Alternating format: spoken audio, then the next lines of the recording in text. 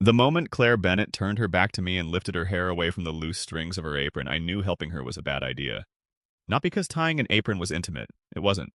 Not because we were alone in her parents' kitchen after a crowded anniversary party. We weren't completely alone. People were still saying goodbye in the front hall. It was a bad idea because Claire was my ex-girlfriend. She was engaged to another man. And when I reached for those two cotton strings, neither of us seemed able to pretend that our history had disappeared. A little tighter, she said quietly. I pulled the knot snug. Like that? She glanced over her shoulder. You still remember. Before I could ask what she meant, the kitchen door opened. Her fiancé stood there holding his car keys. His eyes went first to Claire, then to my hands at the small of her back.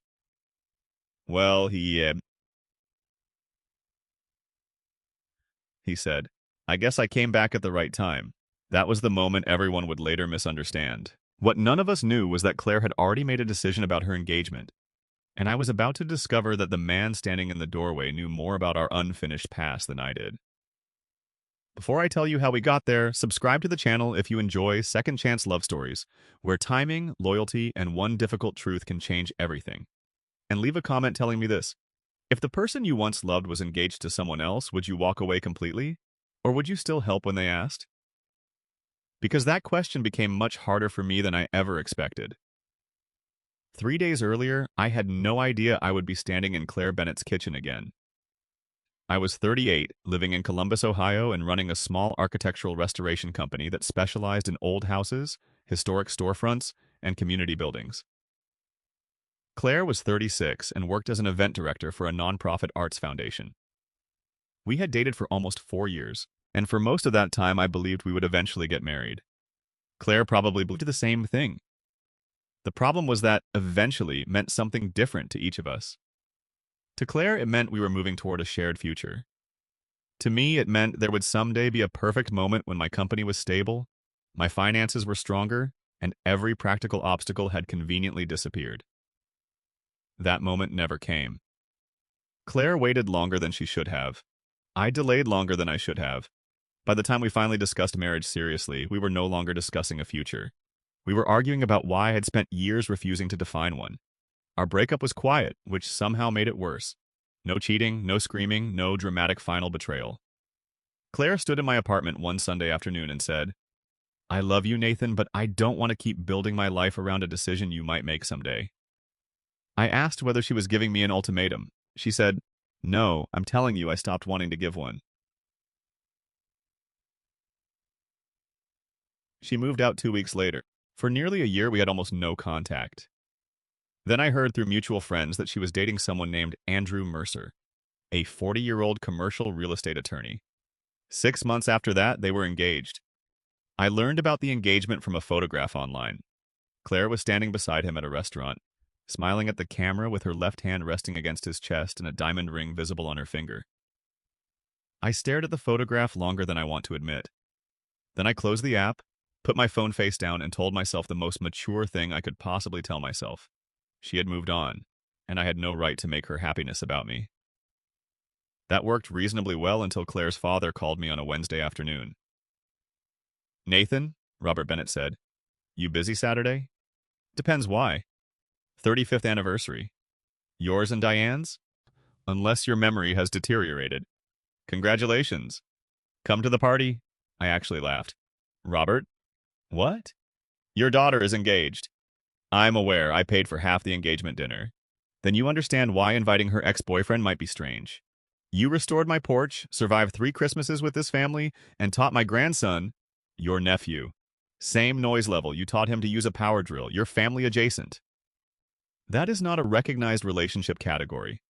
Saturday, 6 o'clock. Does Claire know? Silence. Robert. Diane knows. That is not what I asked. Claire won't care. And Andrew? He's an adult. That sounds encouraging? Robert lowered his voice. Nathan, this isn't a trap. Diane wants you there too. We've known you for years.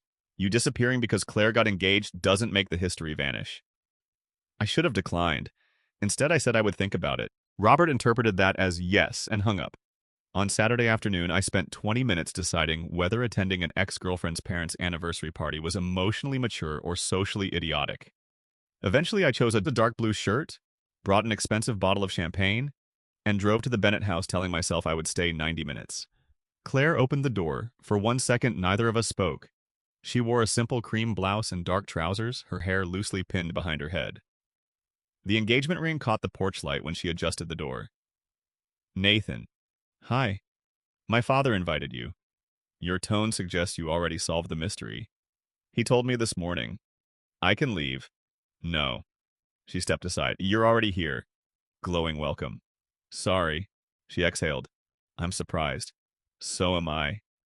Then she smiled, and suddenly I remembered hundreds of ordinary evenings when that smile had belonged inside my daily life. Come in, she said. Mom will be happy. And you? Claire looked at me for half a second too long. I'm working on it. The party was larger than I expected. Nearly 40 people moved through the house and backyard. Robert hugged me hard enough to make Claire roll her eyes. Diane kissed my cheek and immediately complained that I had become too thin. Nothing had changed, and everything had. I knew where the glasses were stored. I knew which stair squeaked. I knew Robert would pretend not to cry during the toast, and Diane would absolutely cry. But now Andrew stood beside Claire in photographs. He was taller than I expected, confident without being loud, dressed in a charcoal jacket, and when Claire introduced us, he extended his hand immediately. Nathan, I've heard a lot about you. There are few sentences more uncomfortable when spoken by the fiancé of a woman you once planned to marry. Hopefully, some of it was flattering. Andrew smiled. Enough. Claire gave him a look. Be nice. I am being nice, he turned back to me. Robert said you restored the back porch. A few years ago. Looks good. Thanks. That was it. No territorial behavior. No hostility. In some ways, that made everything harder. If Andrew had been arrogant or cruel, I could have simplified him into the man who didn't deserve Claire. Instead, he helped Robert carry extra chairs, remembered Diane's sister's name, and spent 10 minutes listening patiently to an elderly neighbor explain her hip replacement. Claire had apparently chosen a decent man. I hated how relieved and disappointed that made me. About an hour later, Claire found me near the backyard gate. You survived. Your fiancé didn't challenge me to a duel. He's saving that for dessert. Good, I wore practical shoes. She laughed. The sound loosened something in my chest. How are you, Nathan? Good. Actual answer. Busy, company's growing, bought a house. You bought a house? 6 months ago. Where? Clintonville. Old? 1927. Of course, needs everything. Also, of course, she smiled. I'm glad. How are you? Her fingers moved unconsciously toward the engagement ring. Busy. Actual answer. Claire looked toward the party. Complicated. Before I could ask what that meant, Andrew stepped onto the patio and called her name. She immediately straightened. Coming. Then she looked at me. We should talk before you leave. About what? Later. She walked away. That one word stayed with me through dinner. Later. I had spent a year teaching myself that Claire's life was no longer my business. Suddenly, she had placed a closed door in front of me and told me there was something behind it. I wanted to open it. I also knew wanting to open it was exactly why I should probably leave. I made it through Robert's anniversary toast, dessert, photographs, and the first wave of departures. At 9:30, I found Diane in the kitchen. Thank you for inviting me. Leaving already? I've been here 3.5 hours. Robert said you'd stay 90 minutes. Robert knows too much. He always has. She hugged me. It was good seeing you. You too. I headed toward the front door and almost escaped before Claire called from behind me. Nathan. I turned. You said we should talk. I know. She glanced toward the living room where Andrew was helping Robert collect empty glasses. Can you stay until everyone leaves? Claire. Please. There was nothing romantic in the request. If anything, she looked nervous. Okay, I said. A little while. That decision led directly to the kitchen, the apron, and Andrew standing in the doorway. By 11, only Claire's parents. Andrew, Claire, and I remained. Diane tried to stop us from cleaning, which naturally meant all of us started cleaning. Robert took garbage outside. Andrew carried folding chairs to the garage. Claire disappeared into the pantry and returned wearing one of Diane's old kitchen aprons. You remember this? She asked. It was pale blue with tiny lemons printed across the fabric. Your mother made me wear it the Christmas I spilled gravy. You spilled gravy because Dad gave you bourbon before dinner. I was 29. Exactly. Claire tied the strings badly and one immediately came loose. Hold this. She handed me a stack of plates. Why? Because apparently I've forgotten how aprons work. Advanced technology. Mocking me while I'm cleaning is dangerous. She turned around and tried reaching behind herself. Her fingers missed one string. Nathan. No. She looked over her shoulder. I haven't asked yet. I recognize the setup. Tie this. You can manage. The string twisted. Claire. It's an apron. She was right. It was an apron. So I put down the plates and stepped closer. Claire lifted her hair away from the strings. I took one in each hand. The gesture should have meant nothing. Instead, the familiarity of standing behind her brought back a dozen domestic memories at once. Cooking together, getting ready for parties, fastening the clasp of a necklace she couldn't reach, brushing flour from her shoulder while she baked. My hands stopped for half a second. Claire noticed. Nathan? Nothing. I crossed the strings. Too loose. I tightened them. Better? A little tighter. I pulled again and tied the knot. Like that? Claire glanced over her shoulder. You still remember. Remember what? How I like everything tied too tight. You used to complain if an apron moved while you cooked. You remember that. I remember a lot. Her expression changed. So do I. The kitchen door opened. Andrew stood there. His gaze dropped to my hands, which were still near the knot. Claire immediately stepped forward. Andrew. Well, he said, I guess I came back at the right time. It's not. Claire stopped herself and almost laughed at the cliché. He was tying my apron. Andrew looked at the apron, then at me. Obviously. I should go, I said. Nathan, wait, Claire said. Andrew's jaw tightened. Why does he need to wait? Silence. Claire untied the apron and placed it on the counter. Because I told him I wanted to talk. Andrew stared at her. About us? About something I should have told him earlier. That changed the atmosphere completely. Claire, Andrew said quietly, not tonight. Tonight is exactly why we can't keep postponing it. Postponing what? I asked. Neither answered immediately. I stepped back. Whatever this is, I don't belong in it. You do, Claire said. Andrew looked at her sharply. That's the problem. I felt anger rise, not because Andrew sounded jealous, but because I suddenly realized there was a conversation happening around me whose rules I didn't understand. Someone needs to explain what's going on. Claire looked at Andrew. Did you tell him? Tell me what? Andrew rubbed a hand over his face. Claire and I postponed the wedding. The sentence landed strangely. Postponed? 3 weeks ago, Claire said. Why? Because I asked to. Claire, Andrew's warning was quiet. She ignored it. Because I wasn't ready. My eyes moved to her ring. You're still engaged. Technically, Andrew gave a humorless laugh. That's a reassuring word. Claire turned toward him. You agreed we needed time. I agreed you needed time. I knew what I wanted. And I told you I couldn't promise I'd arrive at the same answer. Because of him? Andrew asked. Claire's face tightened. No. Then tell him the rest. Andrew. He's standing here. You asked him to stay. Tell him.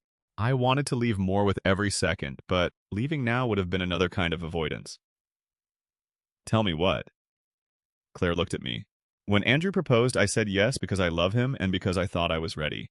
Then we started planning the wedding, and every decision made me feel like I was moving toward something because it was time, not because I had actually resolved what happened between you and me. I stared at her. You're questioning your marriage because of our breakup? Not because I want to recreate our old relationship. That's not an answer. I know. Andrew stepped closer to the counter. She started comparing everything. Claire's eyes flashed. That's private. So was our engagement. I never compared you as people. You compared how you felt. Andrew looked at me. Do you know what it's like planning a wedding with someone who keeps asking herself whether she's choosing you or simply choosing the man who asked on time? The sentence hit me harder than any accusation could have. Claire's face went pale. That's enough. No, Andrew said. I'm tired of pretending this is only about wedding stress. He turned to me. I don't blame you. I actually wish I did. Andrew, I said, I had no idea. I believe you. Claire removed her ring. Not dramatically. She simply slid it from her finger and placed it on the counter between them. Andrew stared at it. Claire, we should stop calling this a postponement. You're doing this now? I should have done it before tonight. Because Nathan tied your apron? Don't reduce this to that. I'm trying to understand why the man you haven't dated in 2 years is standing in your parents' kitchen while you end our engagement. Claire's voice shook. He isn't why I'm ending it. You deserve someone who can marry you without needing another 6 months to convince herself she should.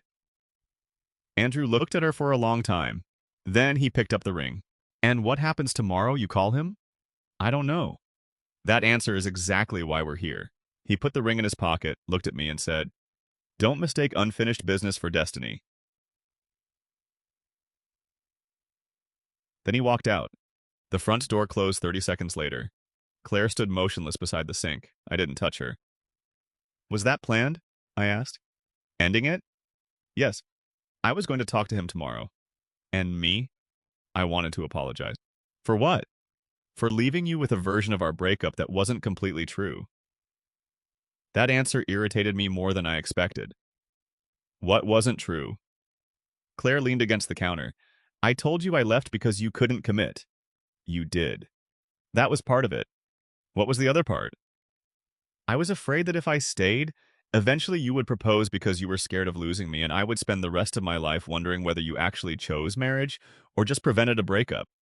So you left first. Yes. And then you accepted Andrew because he proposed. Claire closed her eyes. When you say it like that, I sound ridiculous. I'm not trying to make you sound anything. Andrew was clear from the beginning. He wanted marriage, children, a house. He didn't make me guess. Those are good things. They are, and then why wasn't that enough? Claire looked at me. Because being offered the future I said I wanted didn't automatically make me ready to share it with the person offering it. I had no useful response. For years I had imagined a simpler moral structure. I delayed. Claire left. She found someone decisive. He gave her what I had failed to give. End of story. Now she was telling me the thing I had refused to understand. Commitment was not merely an action performed on schedule. You should go after him, I said. Claire's expression hardened. Why? Because you just ended an engagement during an emotional night. I ended it because I've spent 3 weeks knowing I shouldn't marry him. Then why were you still wearing the ring? Because ending something with a good man is harder than ending something with a bad one. That stopped me. Claire looked toward the front hall. Andrew didn't fail me. That's what makes this awful. Then I definitely shouldn't be here. Probably not. I nodded and picked up my jacket. At the doorway, Claire said, Nathan. Yeah? The thing I wanted to tell you wasn't that I'm still in love with you. I felt an embarrassing mixture of relief and disappointment. Okay. It was that I blamed you for everything because it was easier than admitting I was afraid too. I looked at her. That might have been useful information 2 years ago. I know. Good night, Claire. Good night. I left without touching her. For the next 10 days, I heard nothing from Claire. I also heard nothing from Robert or Diane, which told me they understood the situation was serious enough not to interfere. I buried myself in work. We were restoring a century-old neighborhood theater, and there were enough structural surprises behind the walls to keep my brain occupied during business hours. Evenings were worse. I kept replaying Andrew's final sentence. Don't mistake unfinished business for destiny. He had said it to me, but it applied equally to Claire. Missing someone did not prove you belong together. Regret was not compatibility. Familiarity could feel like love simply because the nervous system recognized it. I knew all of that. I also knew that the moment Claire removed her ring, something inside me had reacted before I could stop it. Hope. I hated that. On the 11th day, Claire called. Hi. Hi. Are you working? Always. Can we talk? About Andrew? No. About us? I looked around the empty theater. My crew had gone home 20 minutes earlier. Where? Somewhere neutral. We met at a coffee shop the next morning. Claire arrived without the engagement ring. That should not have been the first thing I noticed, but it was. How's Andrew? I asked. Angry, hurt, probably both. Have you talked? Twice. Any chance you reconcile? Claire looked directly at me. No. Because of me? No, and I need you to believe that before we discuss anything else. She wrapped both hands around her coffee. I ended the engagement because marrying him would have been dishonest. If you told me today that you never wanted to see me again, I still wouldn't marry Andrew. Okay, I mean it. I believe you. Good, she exhaled. Now I want to ask you something, and you're allowed to say no. What? Can we become friends? I almost laughed. That sounds dangerous. Probably. Why? Because I don't want the only two choices to be getting back together or disappearing from each other's lives. Claire, we tried friendship after the breakup. For 3 weeks. Then you started asking whether I was dating. You asked first? True. And now you ended an engagement 10 days ago. Also true. So, her expression fell, but she nodded. Okay.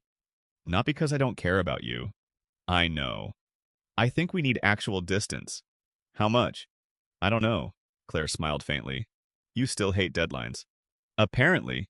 Then let me suggest one. 60 days, no dating each other, no emotional late-night phone calls, no pretending we're friends when we're really testing whether we still have chemistry.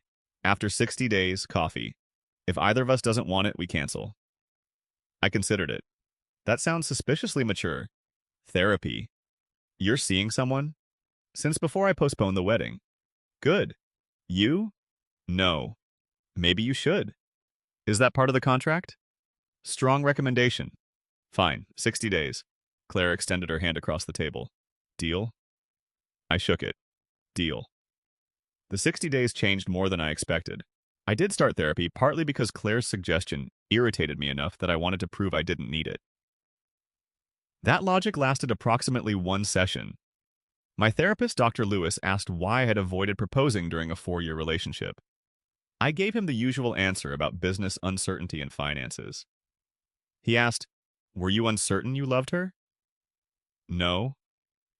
Were you uncertain you wanted marriage eventually? No. Then what did waiting protect you from? That question took several weeks to answer. My father had left when I was 14. Before leaving, he and my mother spent years fighting about money, responsibility, and who had sacrificed more. My mother rebuilt her life and never remarried. I had grown up believing commitment was admirable but dangerous because once you promised permanence, every future change became a potential betrayal. I had mistaken delaying commitment for protecting it. Claire had interpreted the same delay as evidence that I did not want her enough. Neither of us had understood what fear was actually operating underneath. During those 60 days, I heard indirectly that Claire had moved into a new apartment. She returned wedding deposits. She and Andrew divided gifts that had already arrived. Mutual friends wisely stopped giving me updates after I told them I didn't want any. On day 61, Claire texted, "Coffee still okay?" I stared at the message for a full minute before answering. Yes, same place? She replied, somewhere with better coffee, some things haven't changed. We met that Saturday. Claire looked different, not physically exactly, calmer. How are you? I asked. Better. Andrew? He's doing okay, we haven't spoken in 3 weeks. Good. And you? Therapy. Her eyebrows rose. Seriously? Don't look so shocked. I'm impressed. You're enjoying this too much. Absolutely. We talked for 2 hours, not about restarting the relationship, about who we had become. Claire admitted that after our breakup, she had pursued certainty with Andrew because certainty felt like the opposite of what had hurt her with me. He told me on our 4th date that he wanted to be married within 2 years, she said. And you liked that. I loved it. Until you didn't. No, I still respect it. The problem was that I treated his clarity as proof we were compatible enough. Were you? In many ways. What was missing? Claire looked down at her coffee. Ease. That sounds vague. With you, I could be irritated, ridiculous, tired, ambitious, insecure. Andrew and I were good at being a successful couple. We were less good at being messy people. That doesn't make us right for each other. I know. Good, she smiled. Therapy really is working. Our next meeting happened 3 weeks later, not because we scheduled another relationship discussion, but because Robert called me about water damage in the ceiling of their dining room. I told him to contact another contractor. He said, I did. He quoted me $12,000. Then you definitely need another contractor. Nathan. Fine, I'll inspect it. Claire happened to be there when I arrived. Dad didn't tell me you were coming, she said. Your father has a complicated relationship with disclosure. Apparently. The leak turned out to be much smaller than Robert feared. While I checked the upstairs bathroom, Claire held a flashlight. This feels familiar, she said. You watching me work? Me pretending to help. You were terrible at pretending. I painted half your first office. You painted the outlet covers. They needed paint. They absolutely did not. She laughed. We were kneeling beside the bathtub, close enough that I could smell her shampoo. For a second, the atmosphere shifted. Claire felt it too. She stopped smiling. Neither of us moved closer. That mattered. We should go downstairs, she said. Yes. That small act of restraint became our first real evidence that we might be capable of something different. We were not trying to recreate the relationship by surrendering to every familiar emotion. We were allowing attraction to exist without forcing it to make the decision for us. A month later, Claire invited me to an Art Foundation fundraiser because one of my restored buildings was receiving a preservation award. This is professional, she warned over the phone. Understood. There will be photographs. Well, terrifying. And people know our history. Even more terrifying. If this is uncomfortable, don't come. My company is receiving an award. So you're coming. Yeah, good. At the event, Claire was entirely professional until the ceremony ended. Then she found me on the terrace. Congratulations. Thank you. You look happy. I am. You should be. She leaned against the railing. I got offered a promotion. Congratulations. It's in Chicago. There it was, the kind of information that would once have activated every fear in our relationship. Do you want it? I asked. Claire studied my face. That's your first question? Should it not be? No, it's good. Do you? I think so. Then tell me about it. She did. The position would make her regional director for arts partnerships across 3 states. More responsibility. Better salary.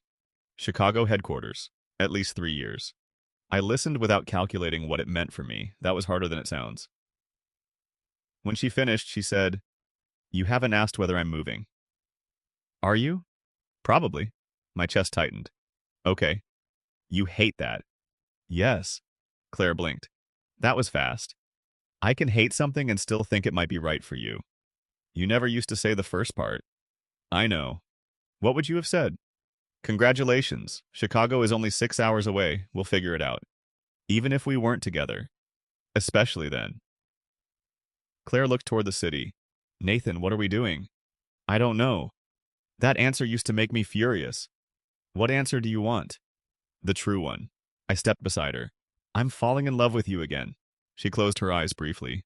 That's inconvenient. Extremely. I think I am too. More inconvenient. But I'm taking the job if they make the final offer. You should. And I won't stay because we might work. I don't want you to. Do you mean that? I mean I want you here. I mean the thought of you leaving makes me miserable. And I mean I don't want your career decision to become proof of whether you love me. Claire's eyes filled. That's the sentence I needed from you 4 years ago. I know. I wish you had known then. Me too. What now? We don't make Chicago decide whether we're together. Meaning? Go to dinner with me. She stared. A date? A real one. You're asking clearly. I've been practicing. When? Friday. Where? I'll choose. What if I say no? I'll be disappointed and survive. Claire smiled. Friday. Our first date, the second time around, was less romantic than our first date years earlier, and much more important. We discussed boundaries. Claire said she did not want to move back into a serious relationship simply because we already knew each other. I said I didn't want to spend another year behaving like a boyfriend while refusing to call myself one. We agreed to date exclusively for 3 months and then make an explicit decision. You scheduled commitment, Claire said. Growth comes in strange forms. I'm proud of you. Don't be condescending. I'm genuinely proud. That's worse. She laughed, and I realized how much I had missed being known well enough to be teased accurately. The Chicago offer became official 6 weeks later. Claire accepted. This time, I was the first person she called after her parents. I said yes. My stomach dropped and my heart lifted at the same time. Congratulations. You sound sad. I am. And? Proud. Both. Both. Good. When do you move? 10 weeks. Then we have 10 weeks to decide whether we're trying long distance. No, Claire said. We have 4. Why 4? Because our 3-month date is 4 weeks away. You remembered. I remember a lot. That callback took me straight back to the apron in her parents' kitchen. You still remember. I understood now why that moment had felt so dangerous. Memory creates intimacy without requiring present-day compatibility. The question was never whether Claire and I remembered how to be close. The question was whether we could choose each other as the people we had become. 4 weeks later, we sat in my half-restored 1927 house, surrounded by paint samples and exposed trim. 3 months, Claire said. I know. Decision day. You made that sound ominous. You scheduled it. Fair. I took a breath. I want to stay together when you move. Claire watched me. Why? Because I love you. Her eyes softened, but I continued. And because this relationship is different from the old one in ways I can actually name. We tell each other what we want before turning it into resentment. You're taking Chicago even though I want you here. I can tell you I want you here without making it your obligation.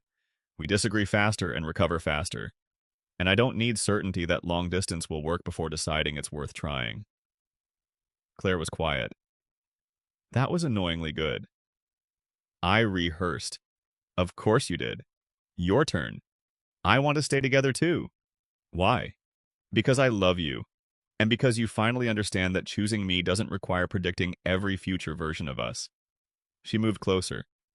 But I need one condition. What? If long distance makes us miserable, we admit it. We don't turn suffering into proof of commitment. Agreed. And one more. That's 2. Don't become difficult. Proceed. If either of us starts wanting a shared city, we say it. We don't secretly wait for the other person to volunteer the sacrifice. Agreed. Then I guess you're my boyfriend again. Very romantic. Would you prefer paperwork? No. Claire smiled. Good. Then she kissed me. Long distance was difficult, but it was not tragic. Claire moved to Chicago. I stayed in Columbus. We alternated weekends whenever work allowed. Sometimes I took the train. Sometimes she flew.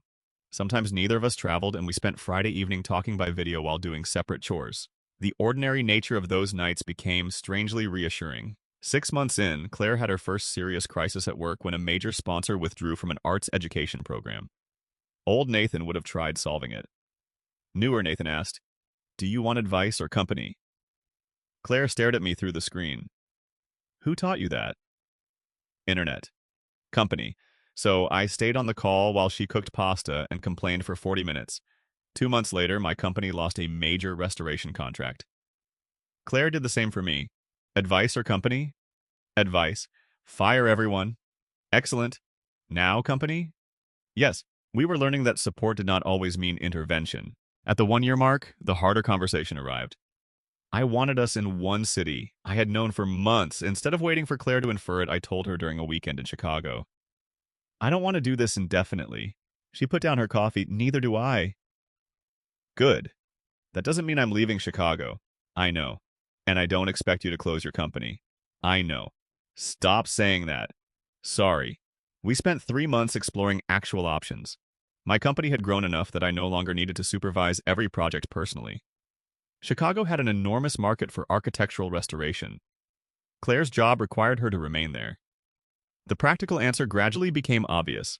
I could expand instead of relocate completely. I opened a small Chicago office with a local partner and began splitting my time. A year later, Chicago represented nearly 40% of our business. I moved permanently. Not for Claire alone, not for work alone, for the combined life we had consciously built. That distinction mattered to both of us. On the 2nd anniversary of our first new date, I proposed. There was no restaurant, no photographer, and no audience. Claire was cooking dinner in our apartment while I opened wine. She wore an apron, dark red this time. One string had twisted behind her. Nathan. No. She laughed. I haven't asked yet. I recognize the setup. Tie this. I walked behind her. My hands paused over the strings. You remember the last time? Unfortunately. Andrew walking in. One of the worst nights of my life. Mine too. It needed to happen. Yeah, I tied the apron. Too loose? A little tighter. I pulled the knot snug. Claire glanced over her shoulder. You still remember? I remember a lot. So do I. I stepped back, reached into the kitchen drawer where I had hidden the ring, and said, Then remember this. Claire turned. Her eyes went immediately to the box in my hand. Nathan, I spent years thinking commitment meant guaranteeing a future before I was allowed to choose it. Then I spent years regretting that I hadn't understood something simpler. I can't guarantee where we'll live in 10 years, what our jobs will look like, or whether life will make any of this easy. I can tell you what I choose now, and I can keep choosing honestly when the circumstances change. I opened the box. Claire Bennett, I love the life we have built. Will you marry me? She covered her mouth. For half a second, I saw every version of us at once. The couple who had loved each other but failed to speak clearly, the exes standing awkwardly at her parents' anniversary party, the two people separated by Chicago and Columbus, and the adults standing in a kitchen who finally understood that love did not remove uncertainty. Claire nodded. Yes. Clearly? She laughed through tears. Yes, Nathan. I will marry you. I put the ring on her finger. She looked at it, then at me. You realize this means we have to tell my father. He's going to be unbearable. Absolutely. And your mother will cry. Immediately. And somebody will mention the apron. Claire narrowed her eyes. Nobody is ever hearing the apron story. 3 hours later, Robert heard the apron story. We married the following autumn. Andrew was not part of our lives, and we did not try to turn him into a villain in retrospect. Claire had spoken to him once about 6 months after their engagement ended. She apologized for staying too long after realizing she was uncertain. He told her he had eventually understood that being chosen reluctantly would have hurt more than being left honestly. He had started dating someone else. Claire wished him well, that was all. I was grateful for that ending because the truth was uncomfortable but important. Andrew had not lost Claire because I defeated him. Claire ended their engagement because she recognized she could not make a lifelong promise honestly. What happened between Claire and me afterward was a separate choice that took time, boundaries, and real change. Our marriage has never depended on pretending our first relationship was secretly perfect.